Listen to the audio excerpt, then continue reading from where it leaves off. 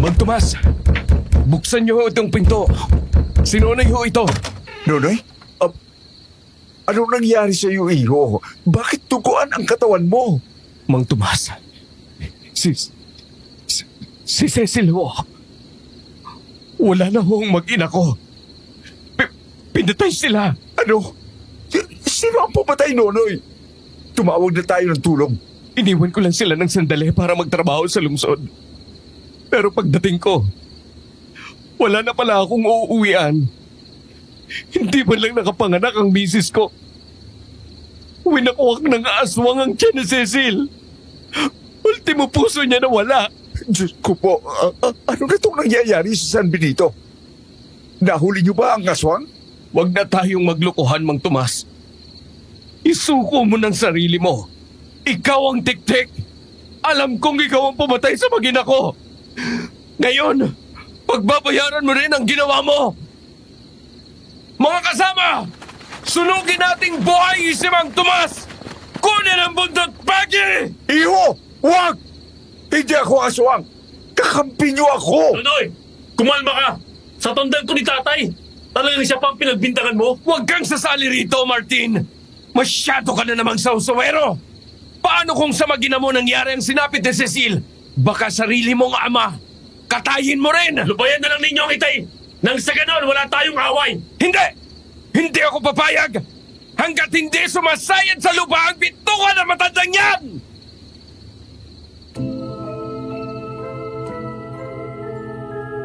Yan mismo ang nadatnan ko sa unang araw namin ni Martin, Papis.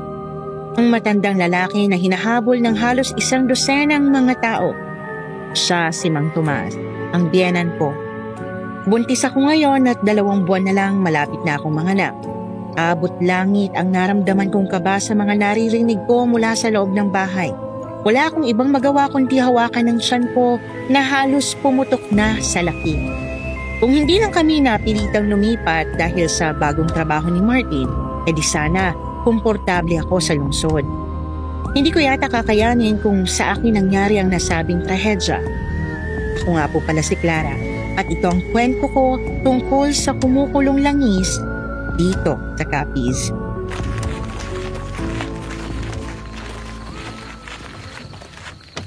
Sa wakas at tumalis nila ng mga walang hiyang yun. Talagang pinaglalaroan pa nila si tatay. Sa lahat ng pwedeng mapagbintangan, ang pinakamabait pang kakilala ko, ang pinagbuntulan nila. Kumalma ka na, mahal. Baka tumaas ang alta presyon mo. Mahirap pa naman ang mga doktor dito. Pasensya na pero hindi ko kasi maiwasang hindi magalit dahil sa mga sinabi nila kay tatay kanina. Isang napakalaking kasalanan sa Diyos ang pumatay. At iniisip nilang ang palasimbang si Mang Tomas ay isang tik-tik. Di na bago yan, iho. Noong panahon ko nga na pagbintangan din akong kabunan. Dahil sa inggit ng mga katrabaho ko. Hindi nila matanggap na mas mabilis ako magtrabaho kaysa sa kanila. Naghanap sila ng pwedeng dahilan para mapalis ako sa pinapasukan ko. Yun na nga mismo tatay. Siguro may naiinggit din sa kanya kaya ganito. Pero masama pa rin ang loob ko sa kanila. Sana kainin nilang lahat ang mga nasabing bintang kanina. Mamaya na yan, mahal. Kailangan mo pang magbihis.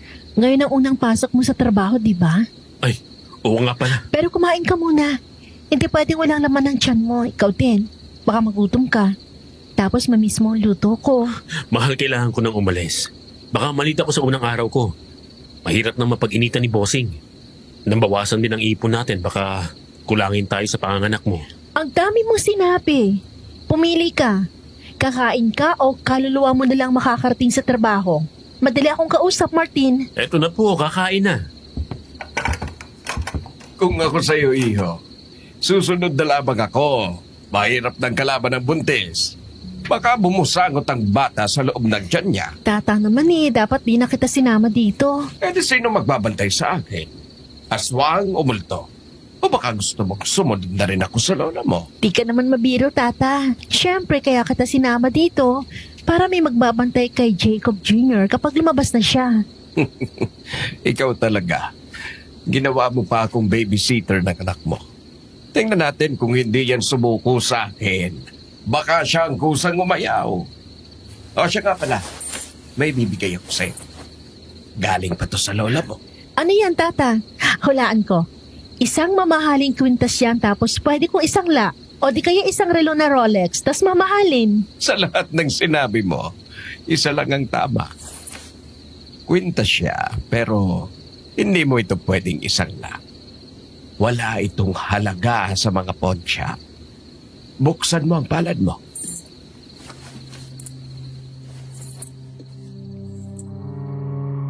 Nilapag niya ang isang kwintas na may maliit na bote. Sa loob noon ay isang likido na hindi ko mawari kung anong laman. Parang langis. Napatingin ako sa kanya habang nakakunot ang noo. Tinawanan pa ako ni Tata, pero pilit niyang sinara ang kamay ko saka tumayo.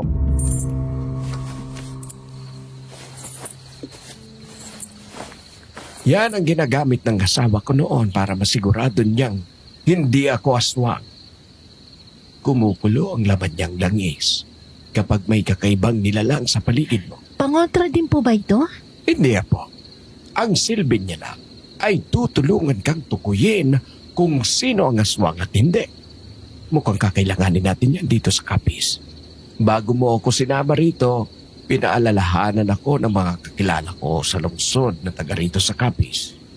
Bukod sa talamak ang halangang mga bituka rito, may mga nilalang daw na hindi pwedeng pagkatiwalaan. Kinakabahala ko ang kalagayan mo. Kung totoo nga may tiktik na pumapatay dito, nanganganib ka po. Huwag naman ho sana maging totoo. Mukha mabait naman po ang tatay ng asawa ko. Pero mag-iingat ka pa rin sa kanya. Lalo na kapag mag-isa lang kayo. Mahirap nang magsisi sa huli. Naiintindihan ko po, Tata. Pero paano si Martin? Hindi kaya magalit siya kung sakaling layuan ko si Tay Tomas? Yan ang dapat ninyong pag-usapan bilang mag-asawa. Alam ko mahirap, pero para rin ito sa kalagayan ng anak mo. Ikaw din. Unang junior mo pa naman yan. Baka nagkamali lang ang mga tao. Bigyan din natin ng pagkakataon si Tatay Tomas. Mahirap na mahusga. Hindi pa natin siya kilala tapos naniniwala na kaagad tayo sa mga bintang.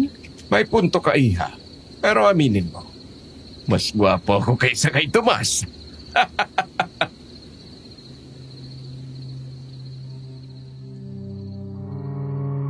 Sabay kaming napatawa sa sinabi niya. Walang araw na hindi nagiging kwela si Tata Gab. Kahit nag-iisa ako sa bahay, parating niyang sinisigurong hindi ako nalulungkot. Bilang isang buntis, mas doble ingat ako. Kahit kinakabahan ako kay Tatay Tomas, tahimik ko pa rin pinagdarasal na mali ang hinanaing tungkol sa kanya. Sumapit ang gabi ng araw na yon at kinailangan kong kunin ang mga sinampay na basang damit. Hindi ko kasi napansin na tinutubig pala ang nilalagyan ng ilang gamit sa roro kahapon.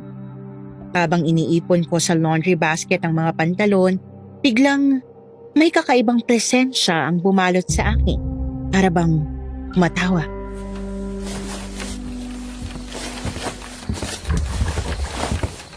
Iya? Anong ginagawa mo sa labas? Gabi-gabi na, pero wala ka pa rin sa loob. Alam mo ba kung gaano kadelikado rito? Tatay Tomas, pasensya na po. Kinukuha ko lang po mga sinampay. Baka kasi mag-amoy kulo. Hindi mo dapat ginagawa yan, Iha. Lalo na't buntis ka. Dapat nagpapahinga ka na. Opo, pero saglit na lang po ito. Kayo rin po dapat nasa loob na.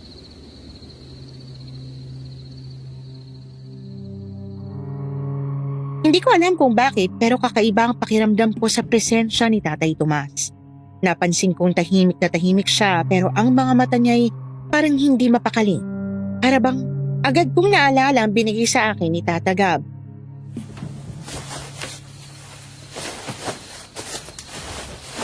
O siya tatay, tapos na po ako rito. Saglit, Pasok Iha. na po ako. Saglit.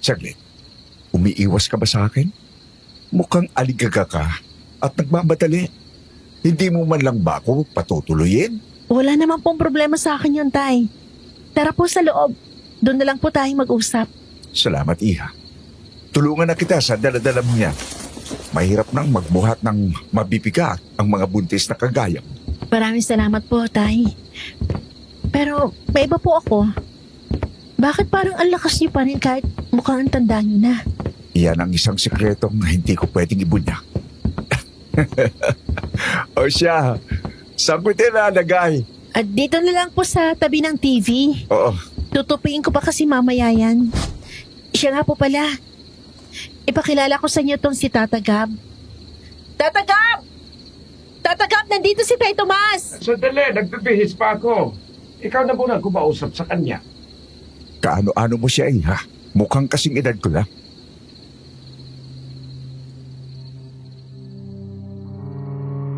Bago pa ako makasagot sa tanong niya, biglang nagawi ang mata ko sa kwintas na langis sa may mesa.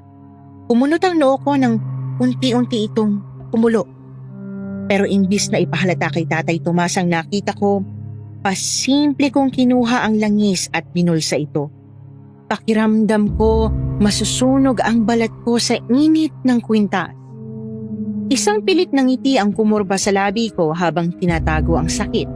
Mabuti na lang at nakababa na kaagad si Tata Gab. Nagpaalam na ako sa kanila at agad kong tinungo ang sarili naming kwartong mag-asawa. Pagkalayo ko kay Tatay Tomas, biglang tumigil ang paggulo nito. Napahinga ako ng malalim habang pinakakalma ang puso ko. Maya-maya pa biglang kumatok si Martin. Nagtatanong kung bakit nakalak ang pinto.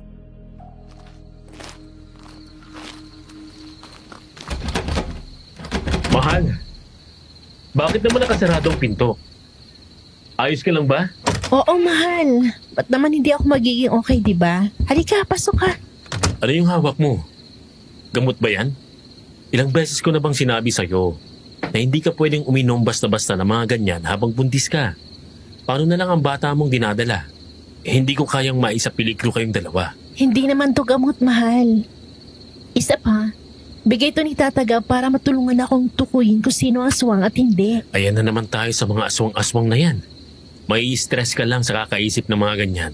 Hindi sila totoo. Pero paano mo ipaliliwanag ang paggulo ng langis kanina kay Tay Tomas? Hindi ako mambibintang na walang pruweba. Kilala mo ako, Martin. Sinasabi mo bang aswang si tatay? Diyos ko, Clara. Hindi ko akalaing pareho kanila. Talagang mas naniniwala ka sa ganyan kaysa sa akin. Sa tingin mo ba, mabubuhay ako ngayon kung aswang si tatay? Pero paano ang langis? Kumulo talaga siya at uminit pa. Clara, ayoko nang paulit-ulit tayo. Ito na ang huling beses na babanggitin mo yan tungkol kay tatay. Sa oras na hindi ka makinig, baka mas malala pa rito magiging away natin. Naiintindihan ko, mahal. Pasensya na.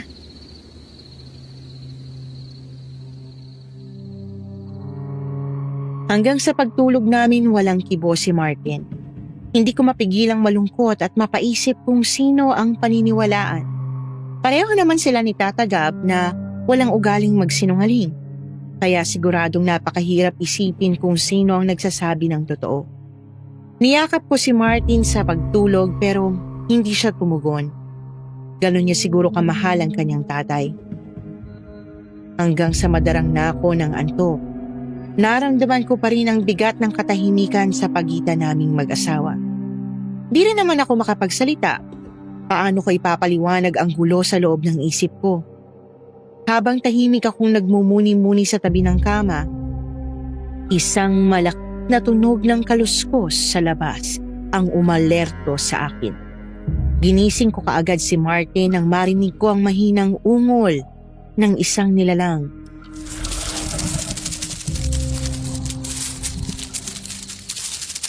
Mahal, gising. Mukhang may ligaw na aso sa labas. Ha? Ano namang gagawin ng aso rito? Wala kaya tayong alagang hayop? Tulog ka na muna. Baka inaantok ka lang. Hindi eh. Sigurado ako hindi tunog ng normal na aso yun. Kakaisip mo yan tungkol sa mga aswang kaya ganyan. Huwag nang lalabas para tingnan. Baka umalis lang din yan. Ba't ba ayaw mong maniwala sa akin? Kung ayaw mong tingnan, ako na lang sisilip sa bintana. Ang tigis talaga ng ulo mo kahit kailan, mahal. Sige na nga, titingnan ko na. Diyan ka lang, huwag kang susunod. Baka mapaanom pa kayo ni baby.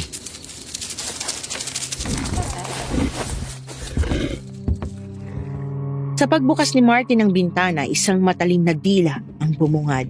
Animoy, nakatayo ito na parang ahas, handang manuklaw. Sa haba nito parang kaya niyang abutin pati ang tiyan ko.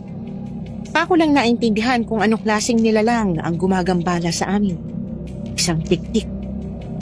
Malakas na sinara ni Martin ang pintuan, dahilan para maipit ang dila ng tiktik at umiyak ito sa sakit. Umalis na tayo, Martin! Isa yung tiktik! Nanganganib ka, mahal. Naamoy niya siguro ang dugo ng bata sa sinapupunan mo. Sana ngayon maniwala ka na sa akin. Hindi ako nagsisinungaling. Totoo may mga aswang, mahal. Puntahan natin si Tataga. Laking kapis ako at alam ko yan. Pero kung patuloy mong igigiit na si tatay ang aswang, patuloy lang tayo mag-aaway, mahal. Sana maintindihan mo rin na masakit yun para sa akin bilang isang anak. Pasensya na, mahal. Hindi na mauulit. Mag-iingat na ako sa pananalita ko simula ngayon. Nasaan kaya si Tataga? May tiktik sa labas ng bahay! Tatagap! Huwag niyo pong hayaang makapasok sa bintana ng kwarto niyo! At mas lalo huwag niyo pong susubukan labanan, Tata! Mas malakas yun sa inyo! Kayang-kaya ko ito! Hayaan ninyong ipamalas ko sa aswang na to ang kakayahan ko sa karate! Tatagap! Bumalik kayo rito! Hindi niyo yan kaya mag-isa! Kaya ko ito, Martin! Hindi ako natatakot sa mga aswang na yan! Tingnan mo! At matututo ka! Tataga, huwag! Masyado delikado! Makinig naman kayo! Ang bilis niya! Hindi ka mahagip! Clara, kumuha ka ng langay sa talian mo! Sugatan ako! Pero hindi pa tayo nagtatapos dito! Tatatigilan niyo na yan! Hindi ito tungkol sa tapang! Tungkol ito sa kaligtasan! Nandito na! Martin, gumawa ka ng bilog sa paligid! Pumasok ka sa bilog, Clara. Tatagap! Manatili kayo sa loob nito! Hindi ko inakalang ganito kalakas ang mga halimaw na yon. Hindi lahat ng laban kayang tapusin ang hambog na lakas. Tata, kung hindi ka nakinig sa amin, baka patay ka na ngayon. Magpahinga na muna kayo, Tata. Huwag na kayo magmatigas ulit, ha? Haharapin natin to ng sama-sama, hindi mag-isa.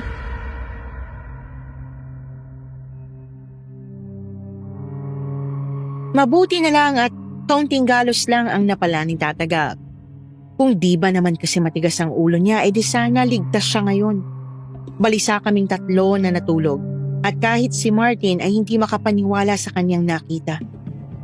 Inantok naman kami pero sa kaunting oras lang. Kabukasan naisipan kong maghanap ng kumadrona.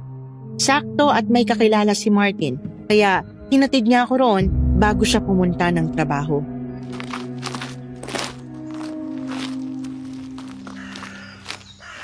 Tapo! Tapo! Dito po ba nakatira si Ali Remedios? Dito nga, iha. Anong kailangan mo sa akin? Ang laki-laki na ng tiyan mo. Nabanggit ka na nga pala sa akin ang asawa mong si Martin. Ikaw si Clara, hindi ba? Halika, iha. Umupo ka dyan sa bangkong may unan.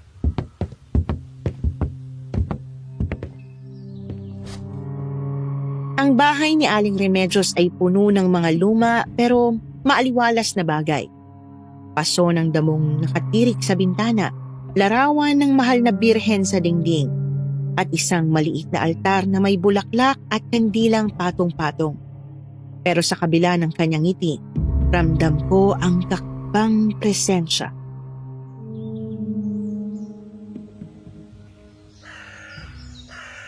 Hala, para kang nakakita ng kapre sa gubat. Anong kinain mo? Nanginginig ka. Wala po. Siguro, nervyos lang ito. Nervyos o takot? At bakit ka amoy langis? Wala po. Isang simpleng kwintas lang nabigay sa akin. Iha, hindi mo kailangang magtago. Alam ko kung ano ang dala mo. Galing yan sa tata mo, hindi pa? Gab ang pangalan. Paano po ninyo nalaman? Nung buntis din ang lola mo, binigyan ko siya ng ganyan. Pero nagbago ng panahon. Ang mga halimaw ngayon, mas marunong magtago. Ano pong ibig niyo sabihin? Ay basta, sabihin mo kay Tata Gab, huwag niyang kalilimutang dalhan ako ng bagoong pagbalik niya sa lungsod. At tara, tingnan natin ang sanggol mo. dapat masigla siya at handang lumaban kapag sinubok kayo ng tiktik.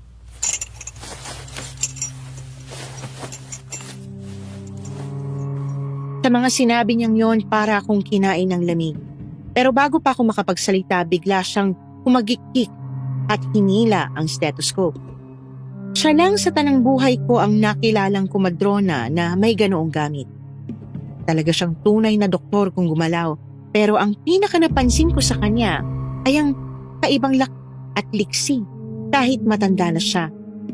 Sa loob ng 10 minuto natapos na kami kaagad at napawi naman ang nararamdaman kong kaba.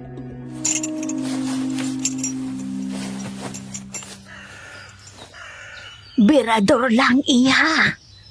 Ang kulit ng anak mo. Para siyang nagtitiktok sa loob ng tiyan mo. Sana nga po normal lang siya. Oo, Clara. Sana nga. Pero, bakit naman hindi, iha?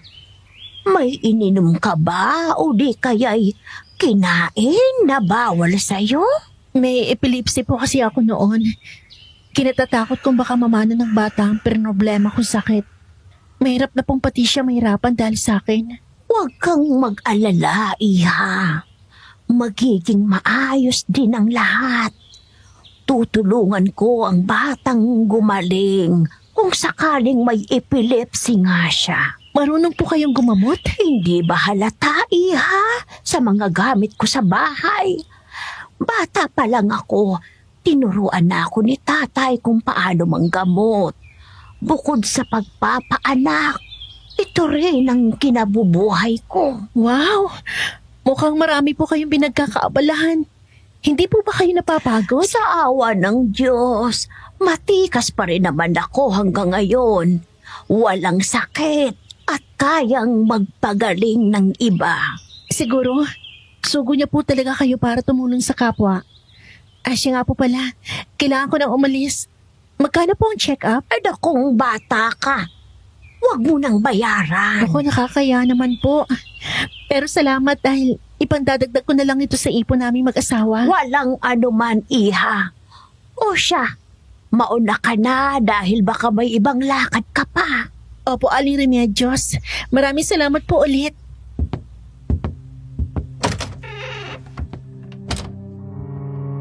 Pagkagaling ko sa bahay ni Aling Remedios, dumiretso kaagad ako sa palengke. Mga bandang 3:00 na ng hapon noon nang magsimula akong maglakad pa uwi. Hindi ko pinilit sumakay dahil masyadong maraming pasahero ang mga tricycle. Isa pa, exercise din to para sa akin bago ko manganak. Habang naglalakad ako, biglang sumabay sa lakad ko si Tatay Tomas.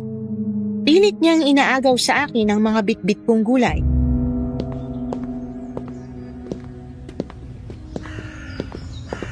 Iya, akin na yung daladala mo. Mukhang mabigat at marami ang pinabili mo. Tay Tomas, naku, kaya ko naman po ito. Konti lang din naman po ang laman ng bag ko. Konti? Para namang hindi mabigat yan sa itsura mo. Hayaan mo na ako. Ako na magbibit-bit yan. Salamat po pero wag na, Tay. Kaya ko po talaga. Exercise na rin po ito para sa akin. Ganun ba? Pero parang hindi maganda ang lakad mo. Mukha kang pagod na pagod. Sigurado ka bang okay ka? Oo naman po, Tay Tomas. Siguro po pagod lang talaga ako. Kanina pa kasi ako paikot-ikot dun sa palengke. Bakit parang nanginginig ka? Mukhang kinikilabutan ka, Iya. Malamig lang po siguro ang simoy ng hangin. Medyo mahangin po kasi kanina sa palengke eh. Kakaibang malamig na hangin to ah. Teka nga, amoy langis ka ba? Opo. Kwintas lang po ito na may langis sa loob. Pabaon po ng tata ko. Kwintas na may langis? Aba, bihira na lang ang mga ganyang gamit ngayon. Ano bang special sa langis na yan? Wala naman po. Pangtukoy lang daw po sabi ni Tata Gab. Parang alam ko na yung kwintas na yan ah. Sa bagay, magaling talagang matatanda sa mga ganyan. Pero alam mo ba kung bakit kanya binigyan? Para po siguro malaman ko kung sino ang aswang at hindi. Sana nga, Iha. Sana sapat yan kung sakaling...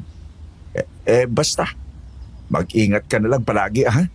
Opo, Tay Tomas. Salamat po sa paalala.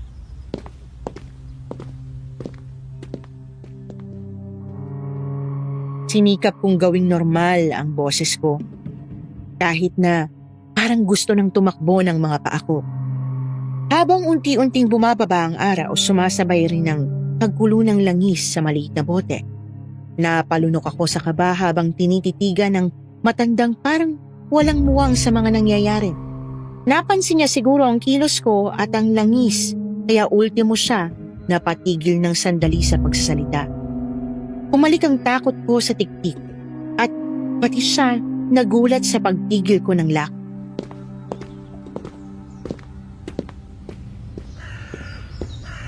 Iya? Bakit parang bigla kang natulala? May nakita ka ba?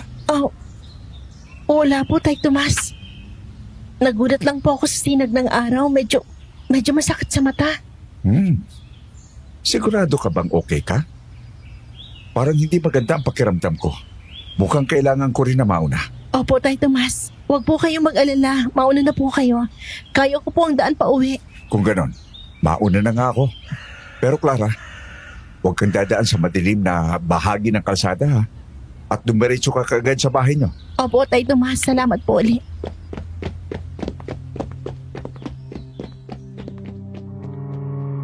Agad na bumilis ang lakad ni Mang Tomas pauwi.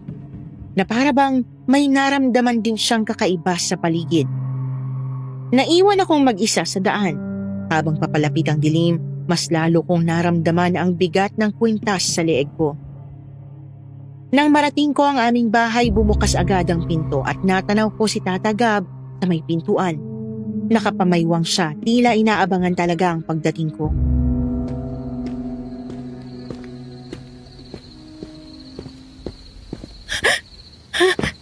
Clara! Anong nangyari? Bakit parang takot na takot ka? Tata, ang langis tumulo na naman. At para may kakaibang presensya sa akin ni Tay Tomas. Sa oras na dumilim, bigla siya nagpaalam na aalis. Tama ang hinala ko. Halika, pumasok ka agad. Kailan pa nagsimula to? Kahapon pa po, Tata. Habang kumukuha ako ng sinampay, kumulo ng langis pagdating ni Tay Tomas. Sabi ni Aling Remedios, may mga halimaw daw na mas marunong magtago ngayon. Totoo po ba yun? Totoo, Clara. At ang kwintas na yan ay nagbibigay ng babala kapag may malapit na masamang nilalang. Ano pong ibig sabihin nito, Tata? May tiktik po bang sumusunod sa akin? Malalaman natin. Pero huwag kang matakot. Hanggat suot mo ang kwintas na ito at nandito ka sa bahay, ipagdarasal nating walang makakapasok na masama.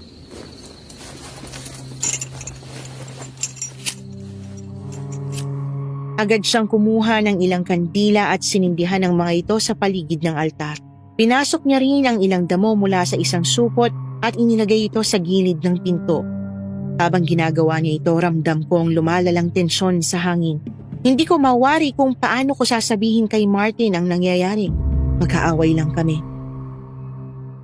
Naupo ako sa isang sulok ng sala. Pilit pinapakalma ang sarili habang pinapanood si Tata Gab na abala sa pag-aayos ng kanyang mga proteksyon. Sa isip ko, paulit-ulit ang tanong na paano ko ipapaliwanag ito kay Martin. Lagi niyang sinasabi na huwag akong magpapadala sa kwento ng matatanda pero iba ang sinabi ni Aling Remedios sa akin. Naputo lang iniisip ko nang marinig kong bumukas ang pintuan. Pumasok si Martin. May dala pang plastic bag ng pinamili mula sa bayan.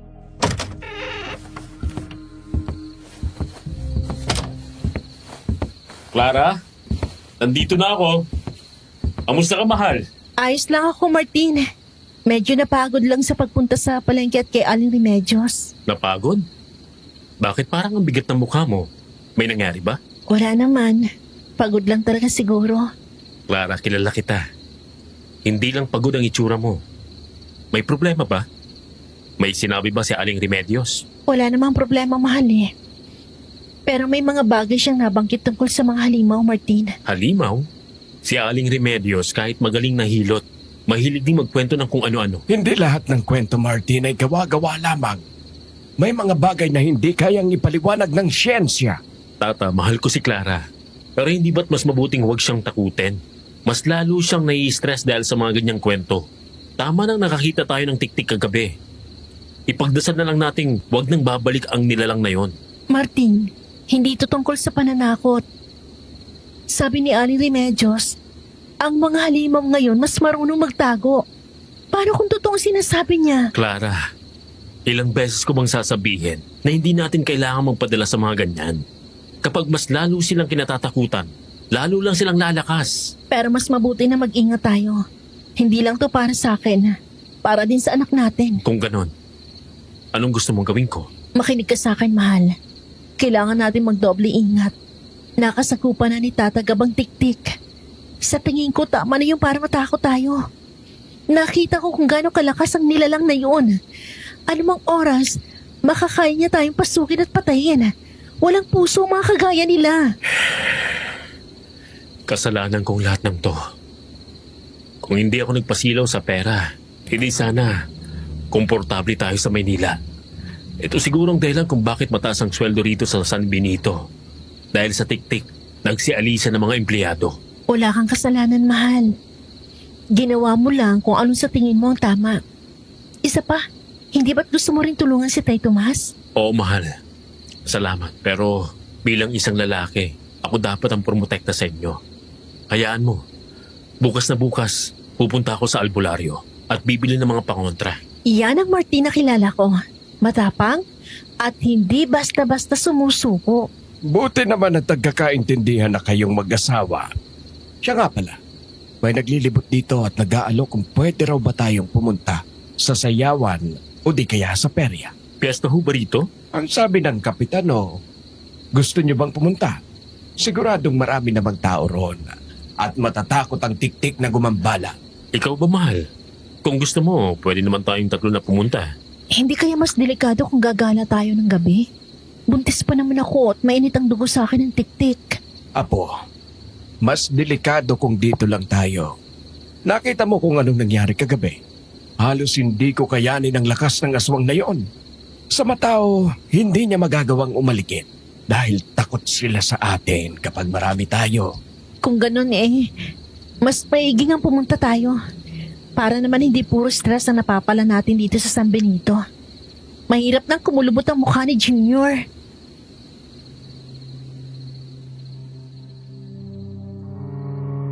Nagayos kaming lahat para pumunta sa perya.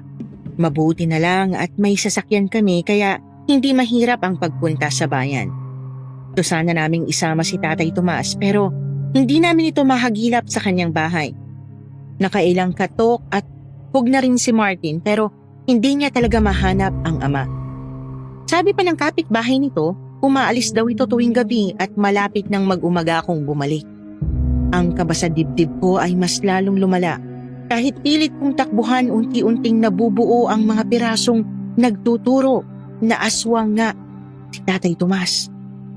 Kung hindi lang dahil sa biyenan ko siya, baka matagal ko nang hinila si Martin paalis dito. Suot-suot ko pa rin ang kwintas hanggang sa perya. Sa lahat ng taong nakakasalumuha ko, ni isang beses ay hindi ito kumulo. Pero habang nakatayo ako sa isang gilid, bigla itong unti-unting gumalaw.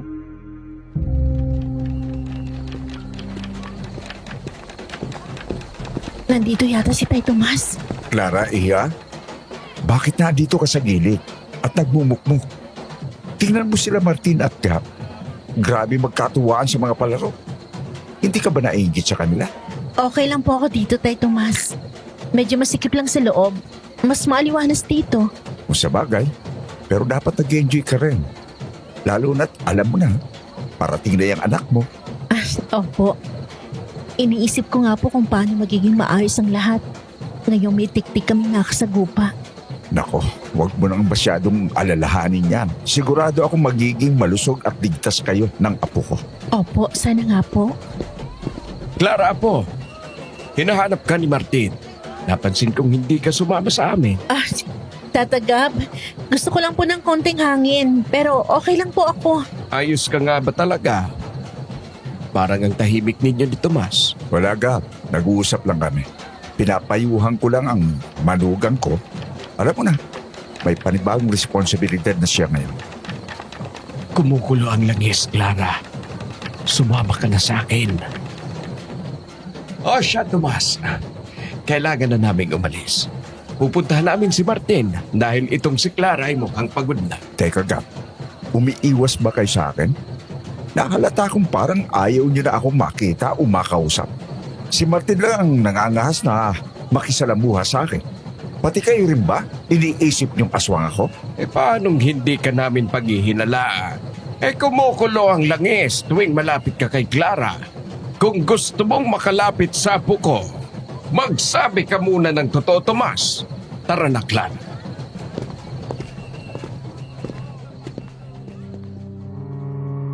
Pinasumubok na humabol sa amin si Tay Tomas. Sa diretsahang pagkakasabi ni Tata Gab, pati ako nakonsensya at nakurot ang puso.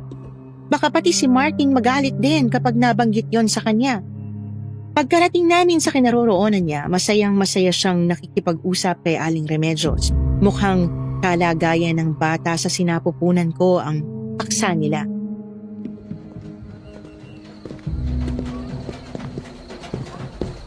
Napakalusog ng magiging anak ninyo. Nakakatuwa naman at magaling kang mag-alaga, Martin. Wala ho yun, Aling Remedios. Mabait naman kasing may bahay itong si Clara. Hindi niya rin ako pinahihirapan. Nararapat lang na alagaan ko silang mag-ina. Parang kailan lang ano. Dati ikaw ang batang parating kasama ni Tomas. Ngayon, ikaw naman ang may batang isasama sa bayan. Wala sanang mangyaring masama sa bata. Ano pong ibig niyong sabihin? Hindi niyo ba nabalitaan? Sumubok na namang umatake ang tiktik kanina. Nagkagulo sa isang sityo rito, kakahuli. Pero nakatakas pa rin ang tiktik. Hala, buntis din ho ba ang biktima? Oo, iho. Malapit na ring mga anak kagaya ni Clara. Mabuti na lang at nakasigaw kaagad siya ng tulong. Nakakatakot naman po kung ganun. Sana wag nang bumalik ang Sol sa bahay namin. Di ko kakayanin kapag may nangyaring masama sa magiging apo ko. Kung kailangan kong mamatay o masaktan, mailigtas lang sila ang gagawin ko. Ang tapang mo pa rin hanggang ngayon, Gab. Pero kulang niyang laban sa tiktik. Habang mas dumarami ang pinagtatangkaan niya, mas lalo siyang lumalakas. Kulang palang pag-iingat kung ganun. Kailangan na naming matutong lumaban. Ayoko mamatay ng dilat ang mata. Naiintindihan ko, mahal. Ako nang bahala. Wala lang masamang nilalang pang makakalapit sa inyong mag-ina ko. O siya, mauna na ako.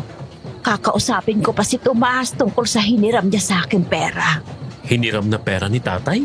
Wala akong karapatan, iho, na manghimasok sa inyo. Kaya mas maiging si Tomas mismo ang tanungin mo tungkol dyan. Kailangan ko nang mauna. Mag-enjoy lang kayo rito sa perya.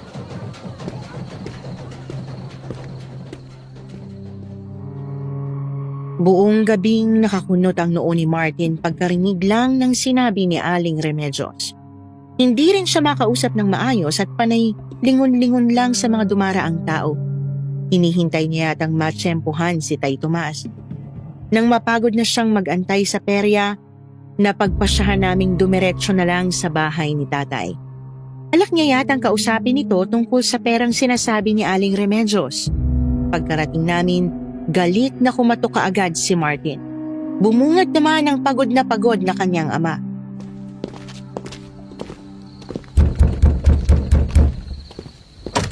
Tay, ano tong sinasabi ni Aling Remedios na umutang daw kayo sa kanya?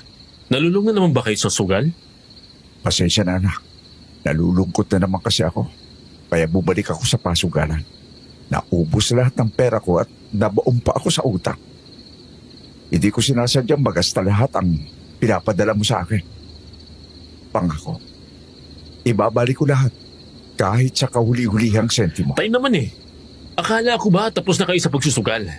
Nagpapakahirap akong kumangayod sa Maynila tapos ginagastos nyo lang pala sa sugal? Hindi ko sinasadya, anak. Pasensya na. Pasensya? Kung kailan nagasta mo na lahat ng pera, yan ang sasabihin mo, Tay. Makakabayad ba yan ng utang kay Aling Remedios? Ako ang magbabayad, anak, ng mga utang ko. Hindi mo kailangan problemahin lahat. Ako rin ang bahala kay Remedios. Ilang beses ko nang narinig yan, Tay. Hindi pa rin ho ba kayo napapagod na pahirapan ako? Anak, bigyan mo pa ako ng isa pang pagkakataon. Baka ako, magbabago na ako. Isa pa, Tay? Ilang beses na yan? Ilang Ilang beses na akong naniwala sa mga pangakong napako. Hindi ko ginusto ito, Martin. Nalulungkot lang talaga ako. Wala nang nanay mo at ikaw. Halos hindi ko na makita. Ako rin, Tay. Nalulungkot, napapagod. Pero hindi ko ginagawang dahilan yan para sirain ang buhay ko. Pasensya na, anak. Ako nang bahala sa lahat ng ito. Hindi kita hihilahin pababa. Pasensya? Sa tingin mo maibabalik niyo ng perang winaldas niyo? Na sana'y magagamit na sa panganganak ni Clara? Kailan kayo titigil sa pagiging pabigat niyo sa buhay ko? Hindi ako pabigat, Martin. Ako pa rin ang tatay mo. Tatay? Ganyan ba dapat ang isang tatay? Pagod na ako sa lahat ng problemang dapat kong solusyonan. Tapos narito kayo, dumaragdag pa. Martin, tama na yan. Ama mo pa rin si Tay Tomas. Huwag kang sasali rito, mahal. Usapang pamilya to. Hayaan mo siya, Iya. Tatanggapin ko ang bigat ng sama ng loob niya. May kasalanan din naman ako. At nararapat din pagalitan. Huwag na ho kayo magpaawa, Tay. Baka bilugin niyo rin ang ulo ni Clara. Kagaya ng ginawa niyo sa akin. Tara na, Clara. Tatagab. Umalis na tayo. Teka, Martin. Huwag mo akong iwan.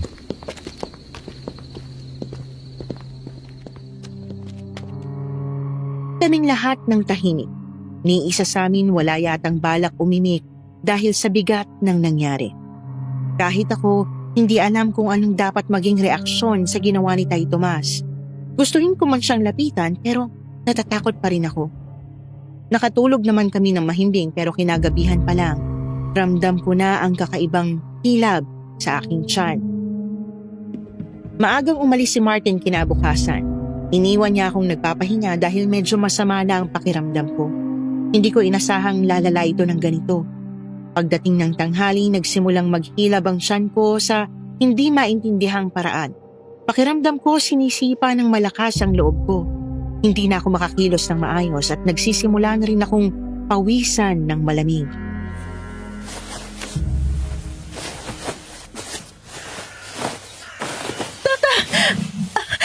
Tata, tawagan mo si Martin.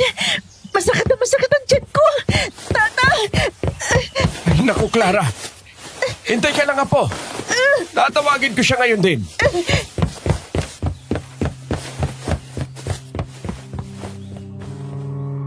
Narinig ko ang pagmamadali ni Tata palabas ng bahay upang sumagap ng signal sa cellphone.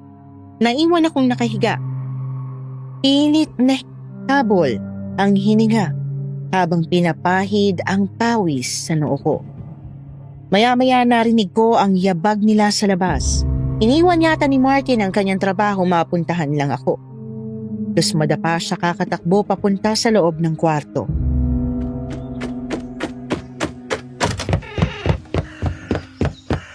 Mahal, anong nangyayari? Bakit hindi mo sinabi agad na masama ng pakiramdam mo? Akala ko kasi kaya ko pa kanina.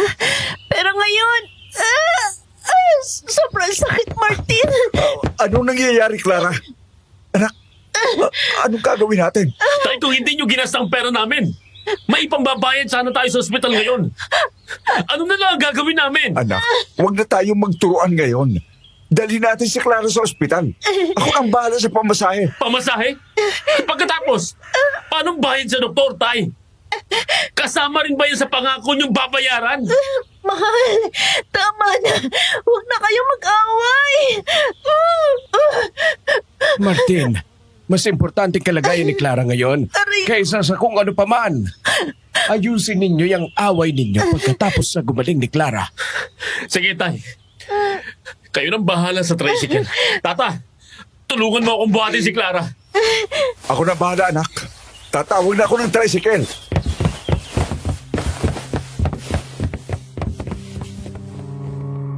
Habang buhat-buhat ako ni Martin papunta sa labas, naramdaman ko ang panginginig ng kanyang mga kamay. Puno siya ng takot at pangamba.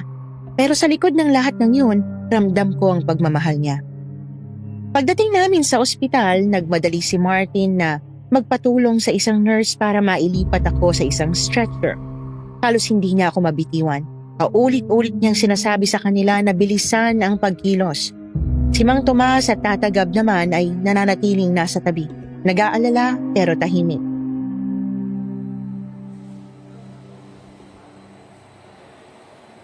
Mrs. Clara, ayon sa mga initial na resulta na yung tests, wala kami nakikitang indikasyon ng kahit anong sakit o komplikasyon sa inyong katawan. Normal naman ang vital signs ninyo at wala rin kayong lagnat o impeksyon. Wala? Pero Dok, nakita niyo naman kanina. Halos hindi siya makahinga sa sakit. Paano nangyari yun? Hindi kaya nagkamali kayo sa test? Naiintindihan ko ang inyong pag-aalala, mister.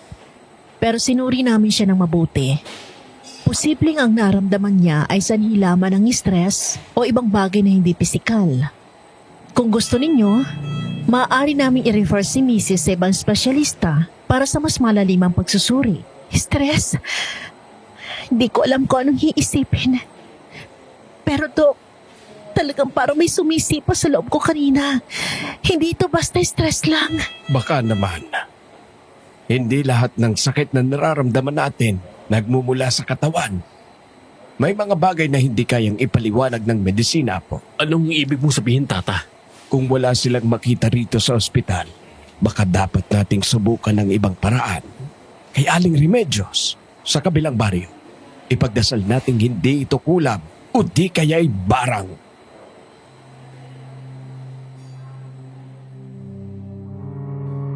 Walang pagdadalawang isip naming tinungo ang bahay ni Aling Remedios. Kahit sa biyahe, labis pa rin kung sumakit ang tiyan ko. Kaunti na lang at mapagkakamalan ko na itong labor. Pagdating pa lang namin, agad na sumalubong si Aling Remedios.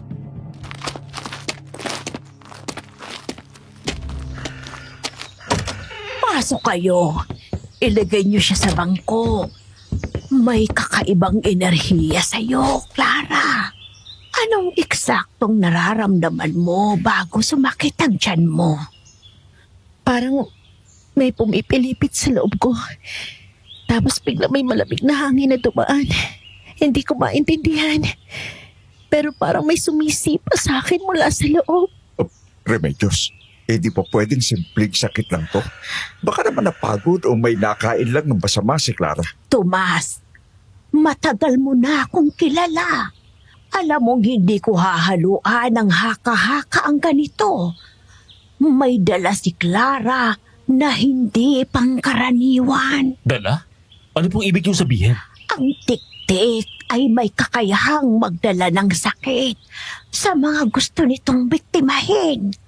Sa tingin ko, si Clara ang pinag-iinitan niya ngayon. Kailangan nating agapan ito.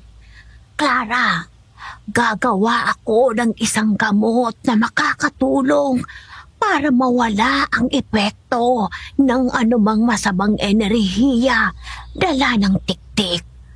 Pero may mga kailangan akong dapat ninyong kunin. Kahit ano, gagawin namin basta gumaling lang si Clara. Mangolekta kayo ng 3 bagay. Tubig mula sa ilog na dumadaloy sa silangan. Isang puting manok at dahon ng pandan. Iba ang dating ng gamot kung wala ang mga ito. Ako nang bahala sa tubig sa ilog. Tatagap, tulungan mo si Martin sa paghahanap ng manok. Oh, alam ko kung saan tayo makakakuha ng mabilis.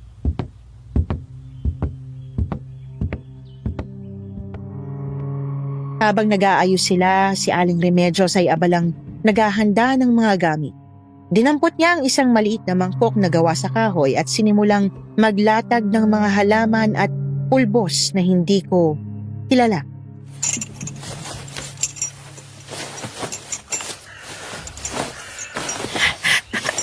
Aling Remedios, makakaya mo ba talagang tanggalin ng gamot ang sumpa ng tiktik? Hindi ako mangangako. Pero gagawin ko kung ano sa tingin ko ang makakatulong sa'yo, Iha. Maraming salamat po. Pagpalain po sana kayo ng Diyos. Walang anuman. Hindi na bago sa akin ng mga ganitong kaso. Bukod sa'yo, napakaraming buntis na ang muntik ng kainin ng tiktik dito sa Kapis. At alam kong nakakatakot. Pero kailangan mong tatagan ang iyong loob.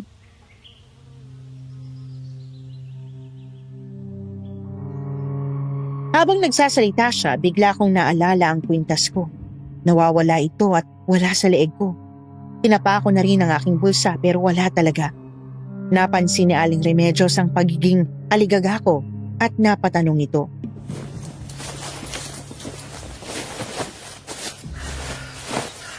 Bakit, Iha? Anong hinahanap mo? Ang kwintas ko po nawawala. Hindi ko alam kung nahulog ba o naiwan ko lang kung saan. Nako, yun ba? Nakita kong hinablot ni Martin sa liig mo habang inihihiga ka niya. Hindi mo na napansin dahil sa sobrang namimilipit ka sa sakit. Ba't niya naman po gagawin yun? Yan ang hindi ko alam, Iha.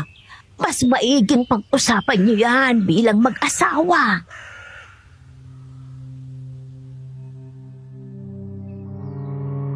May kung ano sa dibdib kong ayaw mawala dahil sa ginawa ng sarili kong asawa. Matapos magawa ni Aling Remedios ang gamot, dumiretso kaming tatlo pa uwi. Laking pasasalamat ko dahil tumulong si Tay Tomas sa paghahanap ng mga kailangan. Naisip ko ang lapitan siya mamaya upang humingi ng tawad sa mga nasabi ni Tata Gab sa kanya. Kinagabihan, naiwan akong mag-isa sa sala habang sinitsyempohan si Martin. Gusto ko siyang makausap tungkol sa kwintas.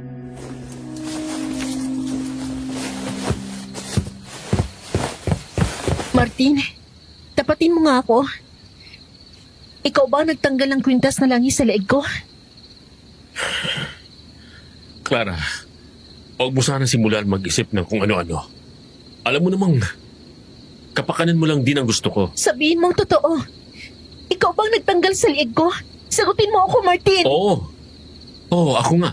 Ba't mo yun nagawa, mahal? Nakakatulong sa akin yun. Clara, kumalma ka nga. Ginamot ka na ni Aling Remedios. Wala ka nang aalalahanin pa. Yang nararamdaman mo ngayon, sa tingin ko, kaka-overthink mo lang yan. Masyado ka nang dumepende sa kwintas na yun. Parati mo lang naiisip na si Tatay Tomas ang tik-tik. Kaya minabuti kong alisin na yun. Napapraning ka na dahil doon, Clara. Anong napapraning? Huwag mo akong paghinalaan na baliw, Martin. Alam mo na malakas akong kutuban. Malakas ang intuition ko. Wala kang pruweba na si Tatay Tomas ang nagbigay sa'yo ng sumpa. Huwag mong ibintag sa tatay ko ang nararamdaman mo ngayon kung wala ka namang konkretong ebidensya na siya nga ang tik-tik. Nakita mo na ba siyang nag-iba ng anyo? Hindi. O, tignan mo. Kaya huwag mo siyang paghinalaan ng basta-basta na lang. Mahal ko, simula pa lang nung sanggol ako hanggang sa ngayon na malaki na ako. Ni isang sandali, hindi ko naramdaman na aswang ang tatay ko. Bakit ko siya paghihinalaan ngayon? E di sana, sa akin nalipat ang bato, hindi ba? Pero hindi. Walang ganong naganap na pangyayari. Alam kong nararamdaman ko, Martin. Hindi lang ito matinding hinala at pagkabahala. Meron talagang kahina-hinala kay tatay. Wala, Clara. Nasa isip mo lang ang lahat ng...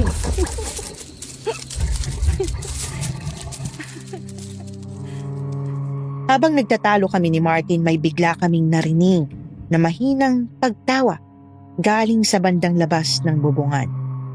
Sabi nila na kapag malakas ang tunog na nanggagaling sa isang tiktik, ibig sabihin nito ay malayo pa siya. At kapag mahina naman ang tunog na nagmumula dito, ay malapit na siya sa iyo. Napatitig kaming dalawa sa isa't isa, parehong may balot ng gulat at takot sa aming mga mata. Nahinto ang aming pag-aaway at tinenyasan ako ni Martin na huwag gumawa ng anumang ingay. Ako naman ay sumunod sa kanya. Tumingala kami pareho habang dahan-dahan na pumunta sa kusina upang kumuha ng asin at itak. Ngunit tumawa ulit ang tiktik at bigla akong nawalan ng enerhiya. Napahiga ako sa sahig at mabutit nasa luwang balikat po ni Martin. Clara, okay ka lang ba? Anong nangyari sa'yo? Nangihina ako, Martin. Parang mawawalan na ako ng malay. Baka nakulangan ka ng tubig sa katawan. Saglit lang. At ikukuha kita sa may kusina.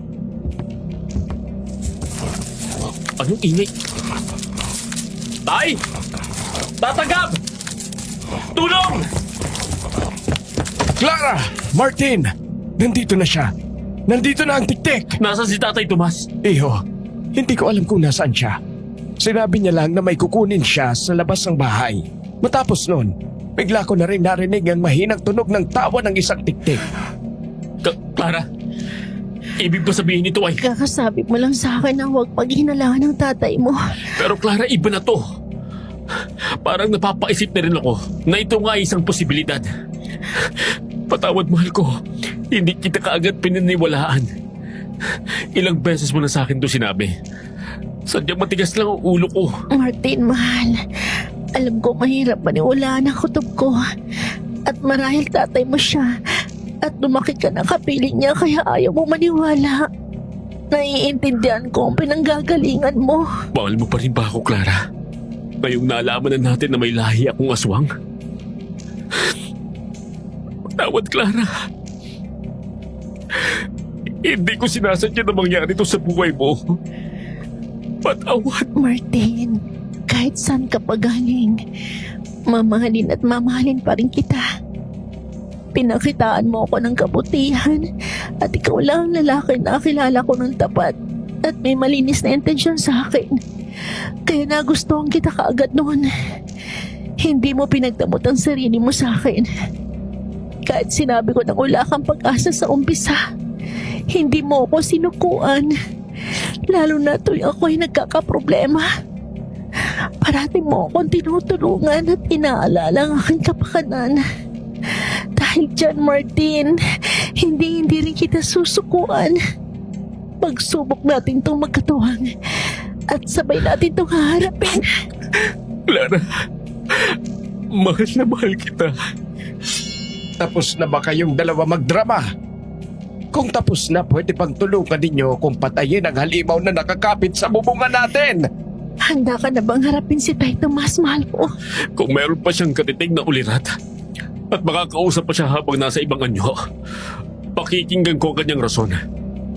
Pero pag kinain na siya ng katauhan niyang halimaw at wala nang natirang katitig na tao sa kanya, kailangan ko na kayong protektahan. Siya man ang naging parte ng buong pagkatao ko simula noon. Ngunit ngayon, ikaw na ang buong mundo ko, Clara. Ikaw na ang pamilya ko. Kayo na magiging anak ko. O siya, tara na Martin. Niga ako ni Martin sa may kama. Sa kwarto ni Tata Gab. Mas malapit yun sa sala kaysa sa aming sariling kwarto. Mababantayan nila ako ng mas masinsinan doon. Pinalibutan nila ng asin ang dulo ng sahig sa bawat kanto. Matapos ay nagsabit sila ng bawang sa 4 na poste ng higaan kung saan ako nakahiga. At binalik sa akin ni Martin ang kwintas na langis ngunit binawasan niya ito ng laman. Heto, Clara. Para magsilbing hudyat. Kung sakaling malapit na sa iyo ang tiktik. Pero huwag ka mag-alala. Poprotektahan ka namin ni Tata Gab hanggang sa huli naming hininga. Mag-iingat ka, Martin. Ayoko mga anak na walang amang mag-aalaga kay Jacob. Salamat sa paalala. Huwag kang mag-alala. Kaya ko to. At kailangan ko tong harapin. Tatay ko ang may kagagawa ng lahat ng kababalaghang nangyayari dito sa ating sitio. Marapat lamang na ako magwakas ng kabulastugan na ginawa niya sa lahat ng tao rito. Martin, heto ang buntot pagi. Salamat, Tata Gab. Handa ka na ba, iho? Ni minsan hindi ko inisip na lalabanan ko ang sarili kong ama. Ngunit haharapin ko siya ng buong tapang. Yan ang Martin na kilala ko. Tara, iho. Sa likuran ko siya aabangan. At ikaw naman, sa harapang pinto. Martin! Clara! Clara, anong problema? Paanong? Noong napatingin ako sa itaas, natanaw ko mula sa kwarto ni Tata Gab ang mahaba na tila ng tiktik sa may uwang ng bintana sa may sala. Sumasayaw-sayaw itong pumasok sa uwang habang may nakakakilabot na mga ang sumisingit sa pagitan ng mga bintana. Bumuelo muna ang 2 galamay na may mahahaba at nakakatusok na kuko bago nito pinwersang tanggalin ang mga pasamano ng bintana. Martin! Martin! Ang asin! Isinaboy ni Martin ang isang baso ng asin gamit ang kanyang kamao sa direksyon ng tiktik. Biglang nalusaw ang balat nito sa kamay at umusok-usok na parang nasusunog. Tumini ang tiktik ng nakababasag na tunog kaya't nagtakip ako ng 2 tainga habang nakita kong Sumukot ang mga mukha ni Martin at Tatagab. Tinanggal ng tiktik ang pagkakakapit nito sa bintana. Natahimik ito bigla at tila umalis. Tama ang ginawa mo, Martin. Mukhang takot na siyang pumasok sa bahay. Dahil handa tayo sa laban sa kanya. Siguro nga. Pero Tatagab, ibang kutob ko. Parang may mali akong pakiramdam sa mga pangyayari ngayon. Paano mo naman nasabi, iho? Nasulyapan ko ng bahagyang itsura ng tiktik. Hindi ko mamukhaan si tatay sa kanya. Ibang-ibang hubog at itsura niya kay Tatay Tomas. Ganun ba? Hindi pa natatapos sa pagsasalita si Tatagab nang biglang may mahabang bilang pumulupot sa pulsuhan ni Martin. Hindi pala natapos ang pag-atake sa amin ng mapilit na tiktik nung sinabuyan siya ng aking asawa. Umpisa pa lang yon ng kanyang pagtatangka sa buhay ko. Hinigpitan ng tiktik ang kapit sa pulsuhan ni Martin hanggang sa mabitiwan niya ang buntot pagi. Apektiwan mo ako! Hindi ako sasama sa'yo! Tatagab! Ang itak! Kumapit ka lang, Martin. Susubukan kong tadtarin ang nakakasuklam niyang dila. Kaya! Martin! Bago pa man mahataw ni Tatagab ang mahabang dila ng tiktik, nahila na nito si Martin palapit sa kanya. Umapit siya sa kalapit poste na pundasyon ng bahay. Hindi mo ako makukuha! Kung sino ka mang tiktik ka! Akala ko siya si Tay Tomas. Hindi, Clara! Hindi siya ang tatay ko! Siya ay mukhang si... Ano, Martin? Nagulat ka ba sa totoong anyo ko? Aling Remedios! Ako nga ito! Ako ang titip ng sityo na ito! Bakit mo ito nagawa sa aming lahat, Aling Remedios? Ba't mo kami niliglang lahat? Simple lang ang sagot dyan, Iha. Ako'y gutom na gutom.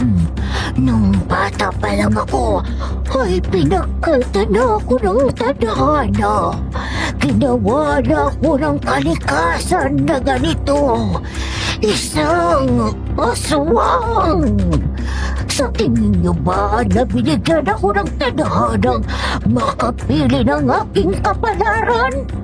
Masyadong mapait ang pinaranas niya sa akin.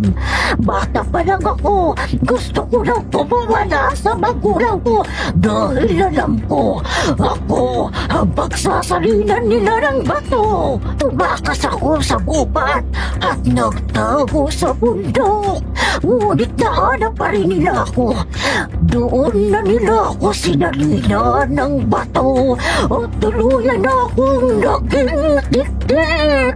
Noon ay pinilit kong hindi kumain ng laman loob ng mga bata.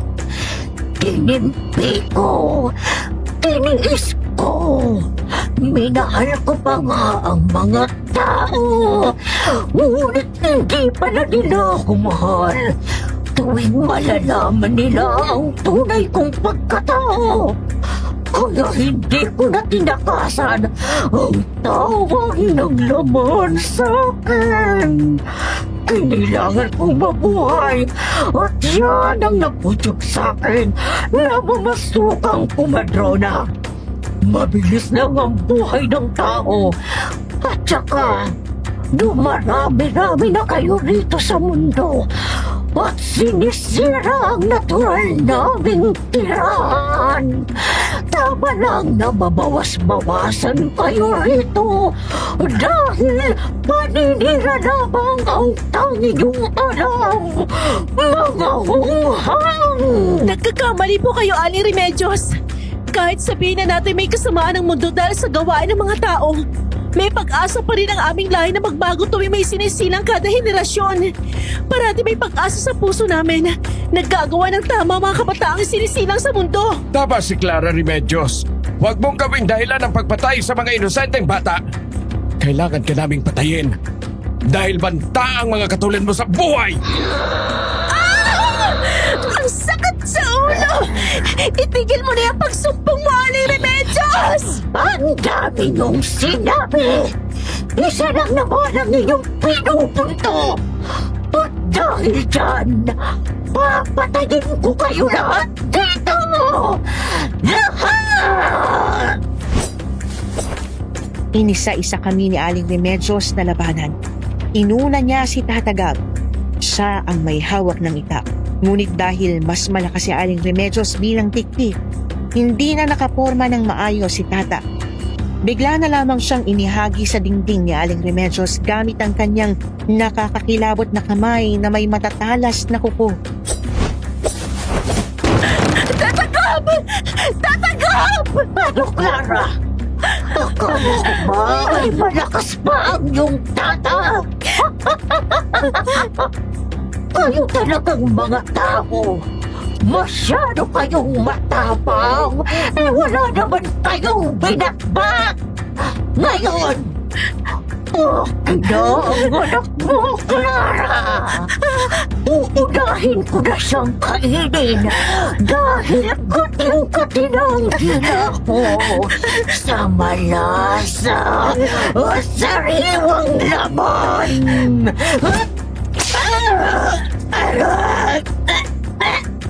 Nagsasakalap ko! Hindi kita hayaan, Remedios! Hanggat buhay pa ako at humihinga, hindi ko pababayaan mag-ina ko! Masyado kang mapusok sa mga kilos at isip mo. Nagpapadala ka sa damdamin mo agad-agad. Alam mo ba kung nasaan na ang iyong tatang Tomas? Anong ibig mo sabihin? Pinatay ko na siya kanina nang lumabas siya sa may likuran niyo!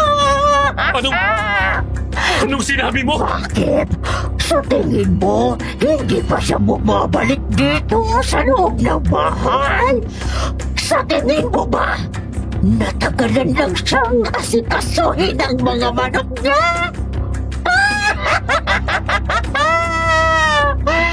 Pinatay ko na siya, Martin! Walang hiya ka, Remedios! Etong sa'yo! Habang nakapulupot ang dulo ng latigo sa leeg ni Aling Remedios, nilapitan nito ni Martin at al sa leeg gamit ang kanyang mga kamay. Sa tindi ng galit ni Martin ay lumabas ang kakaiba niyang lakas na mahuhugot lamang ng tao tuwing ito'y nahaharap sa panganib. Ngunit hindi pa rin ito sapat sa lakas ni Aling Remedios. Hinawakan niya si Martin sa bisig at inihagis sa may sala. Nahulog ito sa sahig at nawala ng malay.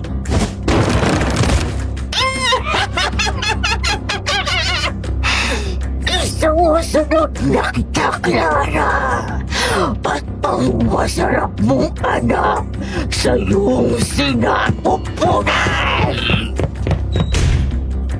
Bigla kong sinara ang pinto sa kwarto ni Tata Gab. Naipit ang isang bisig ni Aling Remedios sa pagitan ng pinto at dingding. Pilit kong tinutulak ang pinto para hindi siya makapasok sa silid. Ngunit parang alam ko na ang mangyayari sa akin sa panahon na yon. Sa tingin mo ba, mapipigilan mo ako? Isang mahinang babae ka lang na may dala-dala sa iyong tiyan. Hindi! Pero lalaban ako hanggang sa huli kong hininga! Kung ano-ano pang satsat mo, wala ka pa ng binagbat! Papa namin! Walang bisa yan sa akin, Bella! Wala! Clara! Sino? Ay, pinatay na kita! Anong kababalagan nito?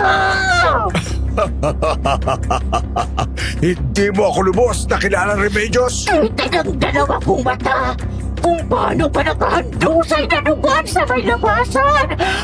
Paano ka nabuhay, Tomas? Meron ka bang agimat sa katawan mo? Wala! Pero meron ako nito. Ngis-ngis! Lawas ka riyan! Lumabas ang isa na namang aswang sa may bintana. Tila isa itong maligalig na halimaw na tinatawag na bungis-ngis. Ngunit parang may problema ito sa pag-iisip base sa kilos. Paika-ika itong papalapit kay Tatay Tomas. Mahaba at makapal ang buhok nito at natatakpan nito ang buong mukha. Ang masisilayan lang dito ay ang isa nitong mata na parating dilat dahil wala itong talupa. Miskis! Kailangan ko ang tulong mo! Kailangan natin patayin ang mapangahas na tiktik na ito! Dapat panatilihin ang kapayapaan ng ating sityo! Ayos lang ba? O gaga. Sugod, Kiskis! Ipakita mo kung anong meron ka! Sugod! Mabilis na sumugod ang bungisngi sa direksyon ni Aling Remedios. Nagpalitan sila ng atake at depensa na ikinasira ng mga parte sa bahay. Nasira ang mga dingding at kumutab-kutab ang mga sahig. Naluray-luray ang mga pawid sa kisame at nahulog ang ilang kahoy nito.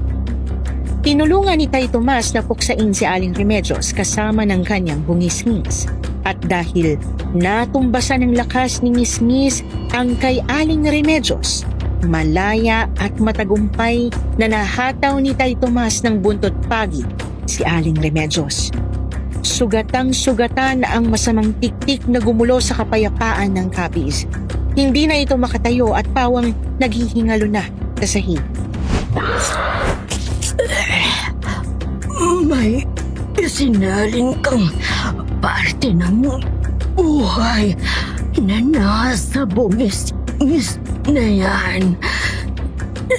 Oo, meron. Kaya hindi ako basta-basta mamamatay. Kailangan niya munang mamatay bago ako mamatay. Yan ang kasunduan namin. Kung gayon, siya pala ang dapat kong patayin.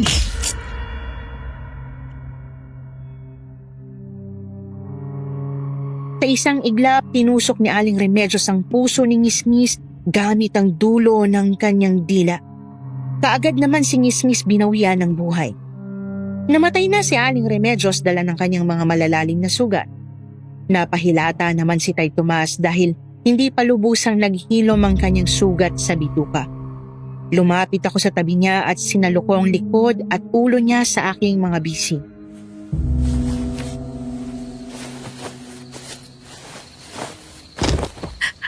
Tatay Tomas! Clara. Ayos ka lang ba? Tay Tomas, huwag niyo po ako alalahanin. Maraming salamat po't iniligtas niyo kami. Mabuti na lang po't nandiyan kayo para patayin si Aling Remedios.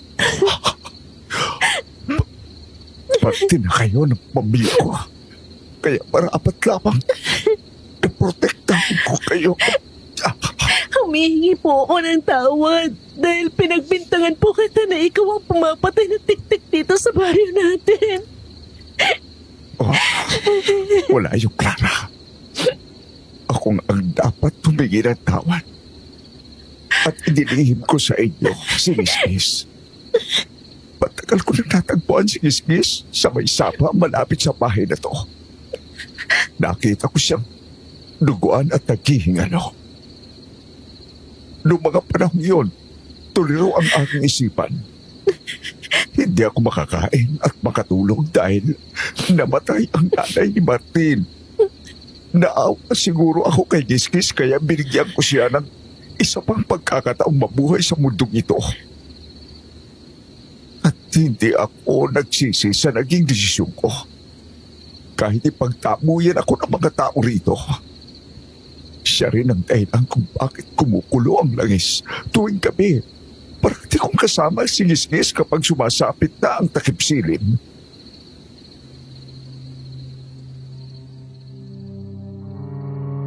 Nawala ng malay si Tatay Tomas sa aking bisi, ngunit bigla namang nagising si Martin at si Tata Gab. Inuwento ko sa kanila ang naranasan namin kay Aling Remedios at ang tungkol kay Ngisngis. Ilang buwan ang lumipas at nasa ospital kami. Nakumato si Tay Tomas, ngunit sa kabutihang loob ng Diyos ay nagising siya.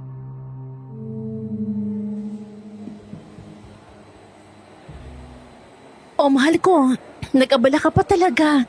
Napakalaking bukay naman yung hawak mo. Para ba yan kay Tay Tomas? Hindi ito para sa kanya. Para kanino yan? Para sa'yo to, mahal ko.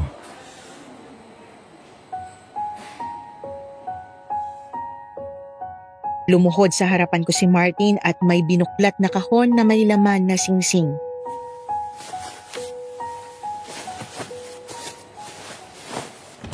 Clara, alam kong sa West pa lang tayo nagpakasal. Pero gusto kitang bigyan ng sagradong seremonya para na rin mabasbasan ang ating pagsasama at ang ating anak. Kaya heto ako.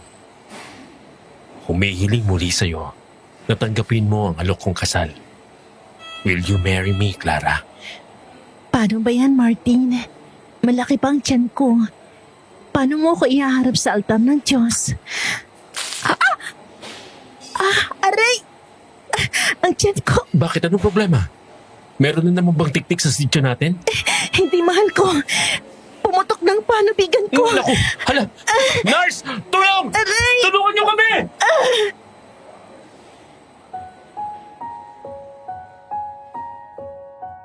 At dito nagtapos ang aking kwentong aswang. Maraming kababalaghan ang nangyayari na hindi maipaliwanag ng siyensya, ngunit kailangan lang natin silang harapin ng may tibay ng loob at tiwala sa sarili. Huwag tayo basta-basta maniniwala sa hinala, bagkus tuklasin natin ang katotohanan.